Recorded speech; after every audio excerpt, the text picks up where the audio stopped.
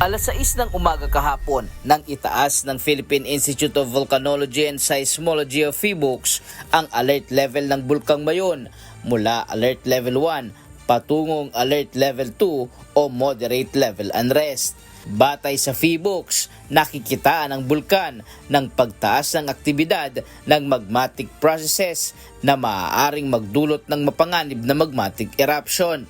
Samantala, 47 rockfall events naman ang naitala noong December 31 lamang. Ayon pa sa PHIVOLCS, ang kasalukuyang aktibidad ng Mayon ay maihahambing sa pagsabog nito noong 2023 na may pagkakaiba lamang sa kasalukuyang ground deformation o pamamaga ng bulkan sa iba't ibang bahagi nito. Samantala, tinukoy ng Albay Public Safety and Emergency Management Office o APSEMO ang mga lugar na itinuturing na mapanganib dahil sa aktibidad ng Bulkang Mayon. Saklaw ng mga nabanggit na lugar ang southeast quadrant ng Bulkang Mayon, kabilang ang Kamalig, Daraga, Legazpi City at Lidong, Santo Domingo.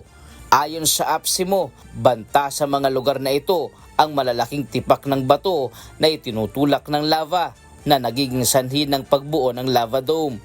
Dahil dito, ipinatitigil ng lokal na pamahalaan ng Albay ang lahat ng aktibidad sa paligid ng bulkan, kabilang ang mga ATV ride na lumalagpas sa Cagsawa Ruins, pagbisita ng mga turista, pagtatanim sa paligid ng bulkan. Pansamantala ring isinara ang Mayon Skyline. Mahigpit ding ipinagbabawal ng LGU ang lahat ng human activity sa loob ng 6-kilometer Permanent Danger Zone o PDZ. Kaugnay nito, may direktiba ang Philippine National Police Albay na mahigpit na ipatupad ang lahat ng restriksyon upang matiyak na walang makakapasok sa naturang lugar. Ryan Salatandol, humahataw sa balita ngayon.